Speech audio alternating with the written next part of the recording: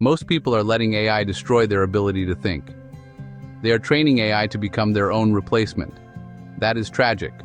Because used correctly, AI can make you dangerously intelligent. Here is what I have learned.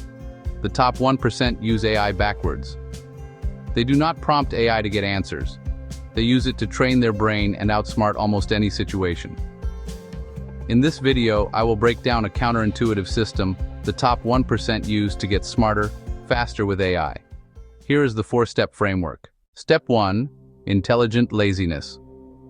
A study in Harvard Business Review found that CEOs waste a staggering 72% of their time in meetings that do not move the needle. We have all experienced that. The 1-hour meeting that needed only 15 minutes to reach a decision, the endless email chain that could have been a single conversation, the constant stream of notifications and low-value tasks that chip away at our focus. But it is hard to stop. It feels productive to be busy, to clear the decks, to tick off the boxes. So why do even the most accomplished people feel trapped this way? Because we all suffer from a biological glitch called completion bias. Your brain is wired to seek the immediate dopamine hit that comes from finishing a task, any task. It's a primitive survival mechanism that rewarded our ancestors for completing simple, immediate goals like finding food or building a fire. But in the modern knowledge economy, this ancient wiring backfires. We end up treating all tasks as equal because the brain gives you roughly the same dopamine reward whether you spend time redrafting an internal email or crafting a $1 million strategy document. Everything becomes priority 1. And when everything is a priority, nothing is. How do you beat this priority blindness? The first step is to develop a new mental model. Think of 2 curves. The first curve has capped payoffs. It rises and then flattens once it hits the zone of diminishing returns. Tasks like formatting slides, internal emails, expense reports, and FYI meetings live here. What happens if you pour extra effort into making these pitch perfect? Nothing. There is no upside because the value flatlines after a point.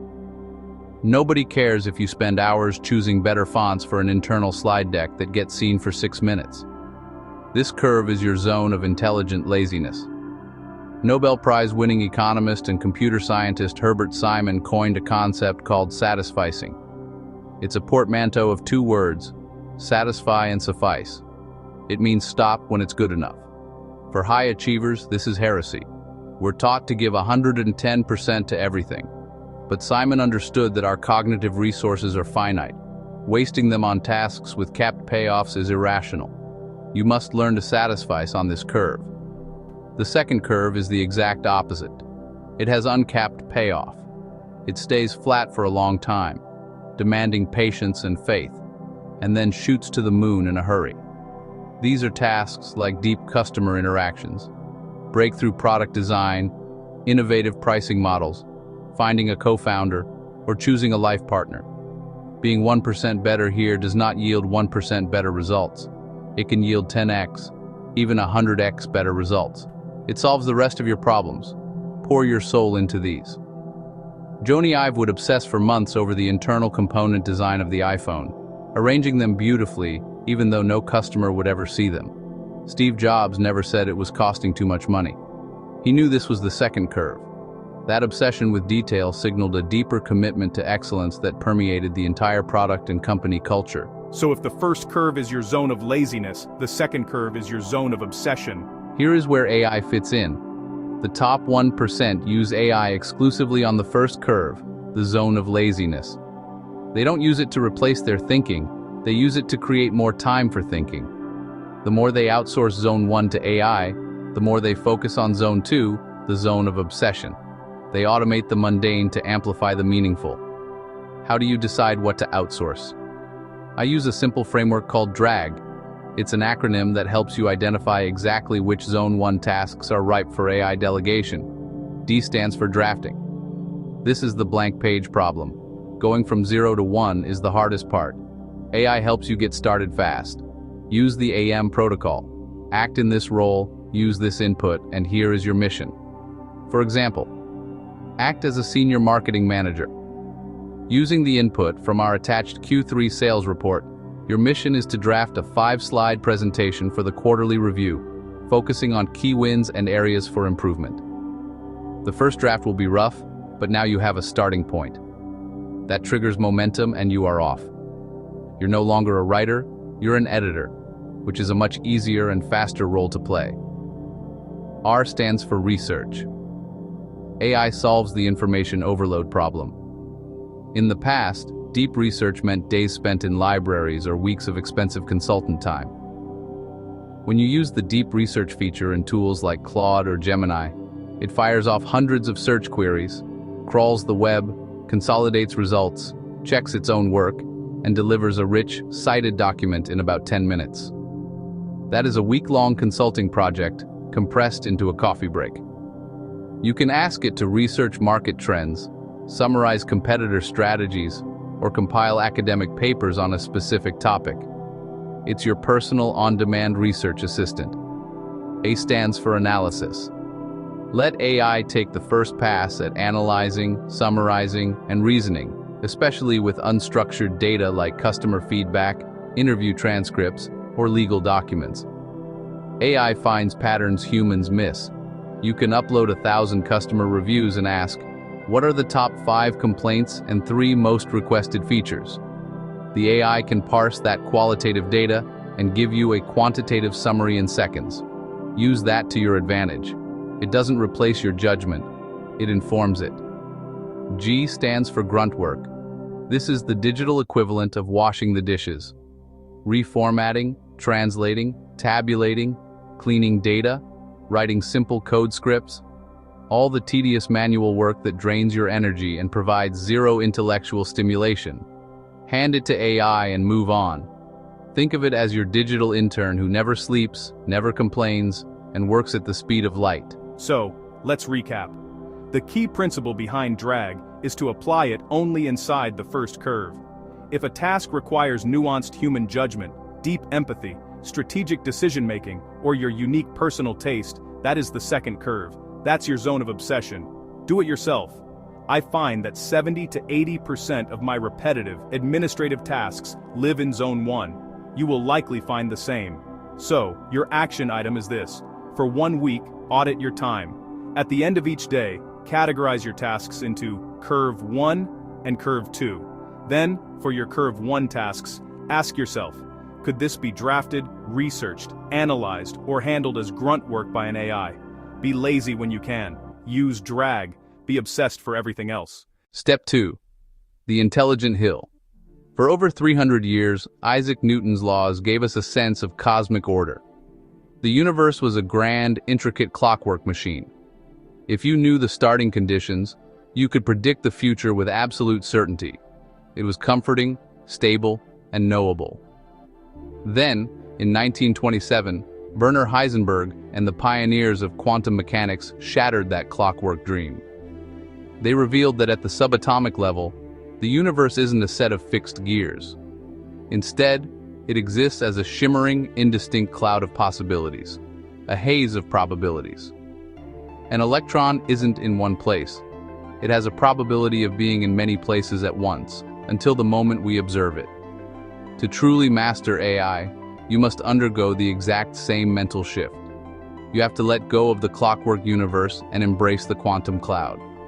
Stop treating AI like a calculator. A calculator is a Newtonian device. When you type 2 plus 2, you always get 4. It is predictable, deterministic, and utterly reliable for its defined task. AI is not a calculator. It is a probability engine, a Heisenberg machine. It operates by predicting the most likely next word, and the word after that, based on the trillions of data points it was trained on. Ask the same question twice, and you will likely get 2 different answers, each a valid path through the probability cloud. It will happily make things up, what we call hallucinating, unless you anchor it to facts. It can be breathtakingly brilliant on some days and bafflingly confused on others, and it will never ever admit when it does not know something. It will always give you an answer, with the same unblinking confidence. Most people use what's called zero-shot prompting. They stand at the bottom of the hill, type something vague like, "Give me the best new business idea," and roll the dice, hoping for a jackpot. This is the equivalent of shouting into the quantum cloud and hoping a coherent answer forms by chance. To get elite, reliable, and game-changing results, you need to stop gambling and start climbing. You need to climb the intelligent hill. On the way to the summit, there are 4 distinct camps, each representing a more sophisticated way of interacting with the machine. Camp 1 is one-shot prompting. This is your first major step up the hill. Instead of making the model guess blindly, you give it one clear, high-quality example of what you want. You're collapsing the cloud of possibilities into a much smaller, more relevant area. For example, write a LinkedIn post about the challenges of remote work. Using this specific post I'm pasting below as a style guide. That single act of providing one good example is already a massive upgrade from a zero-shot guess. You've given the AI a target to aim for. Camp 2 is few-shot prompting. Here, you're not just giving one example. You're giving the AI a small data set to learn from. You provide 3 or more examples so it can identify the underlying patterns of style, tone, structure, and substance. You can attach documents, share links, paste in data, or upload your prior work. This grounds the model in your reality and dramatically reduces the chance of it hallucinating. A powerful prompt might be, "Here are 5 of my previous keynote presentations. I need to create a new one on the topic of sustainable urban planning. Please write a 10-slide outline that matches my established tone and voice." And here's a pro tip that separates the amateurs from the experts. Before it generates the output, ask the AI to first explain the patterns it noticed in your examples.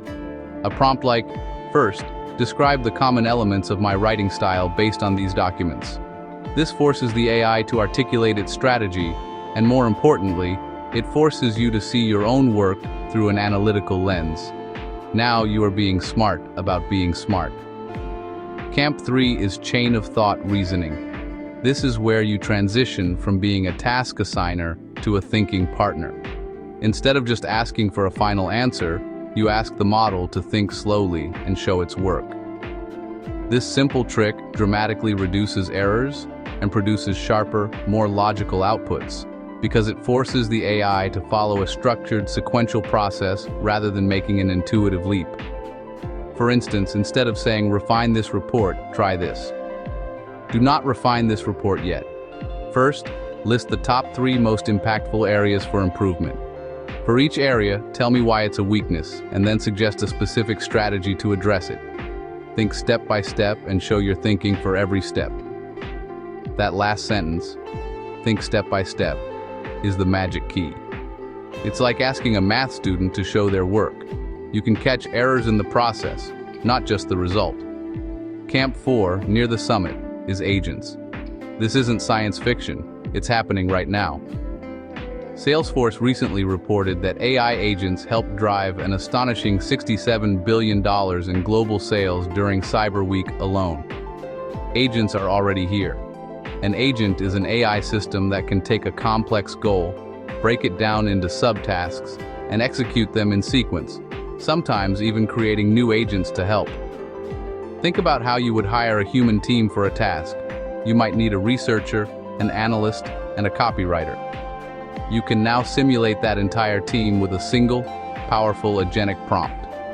For example, act as a project manager. Your goal is to create a market analysis report on the rise of vertical farming. First, deploy a researcher agent to gather the latest data, trends, and expert opinions from the last 12 months. Second, have an analyst agent cross-reference the findings to identify the 3 most significant opportunities and the 3 biggest risks. Third, have a copywriter agent draft a 1-page executive memo summarizing what is actionable for a CEO. You are no longer just prompting. You are directing a digital workforce. So tonight, I want you to try this. Open your favorite AI application. Take any prompt you are about to use and just try to move up one camp. If you were about to ask a simple question, give it one good example instead. If you were using one example, try giving it 3. If you were getting a final answer, ask it to show its work. That is how you begin your ascent. That is how you start climbing the intelligent hill. Remember, you are dealing with a drunk genius. a mind of immense power but little discipline. Make sure you are the one driving the car. Step 3. The intelligent gym. Everything we have covered so far has made you fast and efficient. You are delegating smarter with the drag framework, prompting better, and climbing the intelligent hill with less friction. You're getting more done, in less time, with less effort. And that is exactly where most people stop. They reach a plateau of high productivity and mistake it for the summit. But the view from this plateau is dangerously limited. Here is the plot twist. The top 1%, the truly intelligent operators, know when to slow things down on purpose. They understand that while speed is valuable for execution, it can be a liability for deep comprehension and genuine growth. Long-term intelligence, the kind that innovates and leads, is not built through convenience. It is forged in the fires of resistance. It's about choosing the harder path when it matters most. That is why we need the intelligent gym. Most people use AI as a wheelchair for the mind. It's a seductive comfort. But if you sit in a wheelchair when you can still walk, your legs eventually stop working. Atrophy. The muscles for critical thinking, for creative problem solving, for remembering and connecting disparate ideas, they weaken. And today, with AI integrated into everything, this mental atrophy is happening faster and more subtly than at any point in human history. The top 1% operate on a different principle, a simple but powerful rule. For information tasks, use AI to remove friction. For transformation tasks, use AI to add friction. Information tasks are about moving data, summarizing a transcript, formatting a report. Transformation tasks are about changing you, learning a new skill, developing a nuanced opinion, creating something original. When you go to a physical gym, you build muscle through resistance. You lift progressively heavier weights, which introduces microscopic wear and tear. Muscle fibers break and grow back stronger. That is progressive overload. But with our minds, we do the opposite. We seek the path of least resistance. We outsource our thinking. Ask AI to write your LinkedIn post. Fix your resume. Summarize a book you haven't read. That is like going to the gym and asking someone else to lift the weights for you. You get the result, but none of the strength. When astronauts spend months in zero gravity, their muscles and bones atrophy by up to 20%, even with rigorous exercise. Their bodies weaken because they are no longer fighting against a fundamental force. AI is zero gravity for your thinking. No friction, no load, no growth. It makes thinking feel effortless, but in doing so, it robs you of the very struggle required to get smarter. The intelligent gym is not about information. It is about transformation. It's a mental workout designed to build cognitive muscle. And in this gym, you must think of AI as your spotter. A spotter at the gym does not lift the weight for you. They stand beside you to help you lift heavier than you could alone, to push you past your perceived limits, and to make sure you do not get crushed by the weight. Here is a concrete example. Let's say you want to truly master a concept, not just recognize it. The old way is to read it, highlight it, and forget it. The intelligent gym way is different. First, study it on your own. Wrestle with the text. Take your own notes. Then, and only then, open your AI spotter. Paste the concept text and write this simple prompt. I need to master this concept. Quiz me on it. Then you apply progressive overload across 4 levels of increasing difficulty. This is how you turn passive consumption into active mastery. Level 1. Quiz me like I am a high school student. This builds your foundational knowledge. The AI will ask for basic definitions and key ideas. It's the warm-up set. Level 2. Now ask me questions like I am a college student. The questions become more comparative and conceptual. You're asked to connect ideas and explain relationships. You're adding weight to the bar. Level 3. Grill me like you are interviewing me for an executive position. Now the AI presents you with real-world scenarios. It demands application and strategic thinking. This is your heavy lift. Level 4. Challenge me like a demanding boss who thinks I am underprepared. This is where the spotter pushes you. The AI will poke holes in your logic, present counter-arguments, and force you to defend your position from first principles. It's uncomfortable. It's hard. and it's where the real growth happens. That is how you genuinely deepen your understanding. You're not just retrieving information, you're building a robust mental model, you're turning knowledge into wisdom. Step 4. The intelligent fool. The biggest obstacle to intelligence is not ignorance, it is ego. The smartest people are obsessed with what they do not know. I call this the fool's advantage. Here's an example. Microsoft grew from a $300 billion company to over $3 trillion in market cap with a single cultural shift. When Satya Nadella became CEO in 2014, Microsoft had missed two massive disruptions: search and mobile. The cloud race was slipping away to Amazon. The culture inside the company was toxic and political, and people were terrified to admit gaps in their knowledge. Satya made one move. He told the entire company they were switching from a culture of know-it-alls to a culture of learn-it-alls. That single reboot gave the smartest people in the room permission to say, "I do not know," or "I was wrong." Wall Street was skeptical, but the market cap grew 10x in a decade. Neuroscience supports this. The brain can rewire itself throughout life. That is called neuroplasticity, and that rewiring only happens at the edge of your ability. It happens when you are making errors, when you are frustrated, when you feel discomfort. If you are not occasionally feeling stupid, you are not learning. AI gives you the ultimate training ground to be a student again. Ask questions you would never ask a colleague out of fear of embarrassment. AI does not roll its eyes. Pick one thing in your field that you do not fully understand. Something everyone assumes you already know. Ask AI the most basic questions you can think of about that topic. Then ask it to explain it more simply.